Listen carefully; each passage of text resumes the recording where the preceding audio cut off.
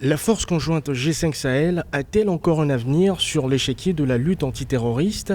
Si de nombreux analystes veulent rester optimistes, il va sans dire que depuis sa création en février 2014, plus de 22 000 attaques ont été enregistrées dans les différentes zones d'intervention, faisant des dizaines de milliers de victimes. Le G5 Sahel avait été créé en éliminant des acteurs clés dans la région. L'Algérie est la première puissance militaire de cette région. L'Algérie a un intérêt clair dans tout ce qui concerne la résolution de la crise des Touaregs parce qu'il y a une forte communauté Touareg sur son territoire. Et quand on regarde la géographie, l'Algérie est le seul pays qui a des frontières pratiquement avec tous les pays du G5 Sahel, à l'exception, je crois, du Tchad. Et donc l'Algérie a un intérêt important dans la résolution de cette crise. Pour le secrétaire général de l'ONU, Antonio Guterres, la force conjointe anti-djihadiste du G5 Sahel ne suffirait pas à enrayer la progression du terrorisme en Afrique de l'Ouest.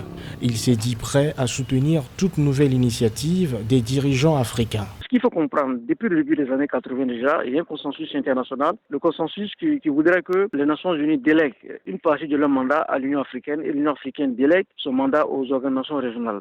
Demander à la CEDEAO d'être en première ligne dans la lutte contre les terroristes, c'est tout à fait justifié. Face donc à l'urgence et aux inquiétudes de plus en plus vives des populations, la communauté économique des États de l'Afrique de l'Ouest compte mobiliser une enveloppe d'1 milliard de dollars en vue surtout d'accroître l'efficacité des opérations de cette force.